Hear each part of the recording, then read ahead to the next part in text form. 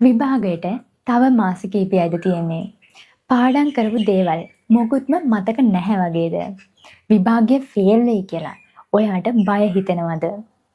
අද මම ඔයාලට කියලා දෙන්න යන්නේ අන්තිම මාස කිහිපය ඇතුලේ ඔයාගේ මතක ශක්තිය 70%කින් වැඩි කරගෙන ඕනම විභාගයක් ලේසියෙන්ම පාස් වෙන්න පුළුවන් මනෝවිද්‍යාත්මක සහ ප්‍රායෝගික ක්‍රම 4ක් ගැන. මේ වීඩියෝ එක අන්තිම වෙනකම් බලන්න. මේක ඔයාගේ විභාග ප්‍රතිඵලය සම්පූර්ණයෙන්ම වෙනස් කරනවා.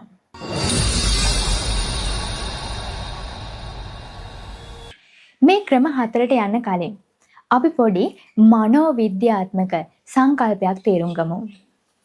ඒකට කියන්නේ එබින්හර්ස් forgetting curve. එහෙමත් නැත්නම් අමතක වීමේ චක්‍රය කියලා.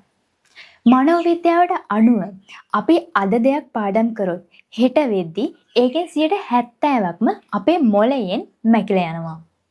ඉතින් අපි කොච්චර පාඩම් කරත් තේරුමක් නැහැ මේක තේරුම් ගත්තේ නැත්තම්. හැබැයි මම අද කියන මේ ක්‍රම 4 පාවිච්චි කරොත් අර නැති වෙන 70% මතකය අපිට ආයමත් මොළයේ ඇතුලේ ස්ථීරවම රඳව ගන්න පුළුවන්. පළවෙනි ක්‍රමය තමයි ෆෙයින්මන්ට් ටෙක්නික් එක. ගොඩක් අය කරන්නේ පොත දිහා බලාගෙන ඔහේ කියවගෙන යන එක. ඒකෙන් වෙන්නේ පොත වහපු ගමන් අමතක වෙන එක.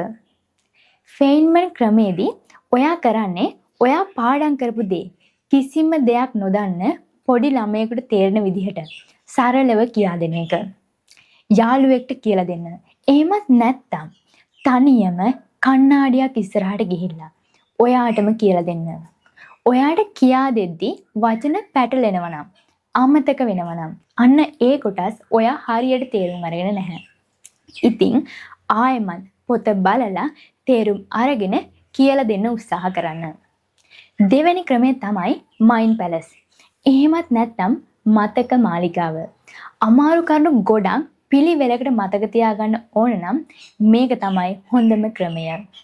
ඔයාගේ කාමරේ හරි ඔයා දන්න තැනක් හරි තියෙන බඩුවලට ඔයා පාඩම් කරන කරුණු සම්බන්ධ කරන්න. උදාහරණයක් විදිහට රසායන විද්‍යාව පාඩමක තියෙන කරුණු 5ක් ඔයාගේ කාමරේ තියෙන ඇඳ, මේසේ, කණ්ණාඩිය, අල්මාරිය, පුටුව වගේ දේවල් වලට හිතින් සම්බන්ධ කරන්න. විභාගෙදී ඔයාගේ කාමරේ හිතින් මැවෙද්දී ඒ කරුණු ටිකත් ඉබේම මතක් වෙනවා. ඉබේම මතකයට එනවා. මේක මාරම පවර්ෆුල් ක්‍රමයක්. තුන්වෙනි ක්‍රමය තමයි තමන්ව පරීක්ෂා කරගන්න එක. මනෝවිද්‍යාවේදී මේකට කියන්නේ ඇක්ටිව් රීකෝල් කියලා. නිකම්ම නෝට් එකක් දිහා බලාගෙන කියවනවට වඩා මොළයට ටිකක් වද දීලා මතකයෙන් ප්‍රශ්න වලට උත්තර ලියන එක. මේකෙන් අපේ මතක ශ්‍රීග්‍රේන් වැඩි වෙනවා. ඒ නිසා පාඩම් කරනවට වඩා අන්තිම මාස ටිකේ පාස් පේපර්ස් කරන්න, මොඩල් පේපර්ස් කරන්න. වැරදුනත් කමක් නැහැ. වැරදුනත් ආයෙම ඒක මතක් වෙන්න තියෙන ඉඩකඩ ගොඩක් වැඩි. හතරවෙනි සහ වැදගත්ම ක්‍රමය. මේක තමයි ස්පේස් රිපිටිෂන්. එහෙමත් නැත්නම් කාලාන්තර පුනරීක්ෂණය. අර මුලින්ම කිව්ව අමතක වීමේ චක්‍රය පරාද කරන්න නම් තියෙන එකම ක්‍රමය මේක. එකම පාඩම එකම දවසේ පැය 5ක් පාඩම් කරනවට වඩා ඒක දවස් 5කට කඩලා පාඩම් කරන්න. අද පාඩම් කරපු දේ තව දවස් 3කින් පොඩ්ඩක් මතක් කරන්න. ඊට පස්සේ සතියකින් මතක් කරන්න. ඊට පස්සේ මාසෙකින් මතක් කරන්න. මේ විදිහට කාල පරතරයක් තියලා මොළයට දෙන තල්ලුව නිසා ඒ පාඩම ඔයාගේ දීර්ඝ කාලීන මතකයට long term memory එකට ස්ථීරවම යනවා.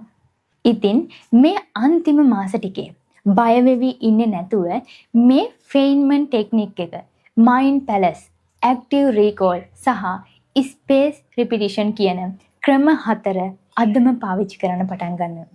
අනිවාර්යයෙන්ම ඔයාගේ මතකය 70%කින් වැඩි කරගෙන ඔයාගේ විභාගය ඉහළින්ම පාස් වෙන්න ඔයාට පුළුවන්. වීඩියෝ එකෙන් දෙයක් ඉගෙන ගත්තා නම් ලයික් කරන්න. තව යාළුවෙක්ට බලන්න ෂෙයා කරන්න.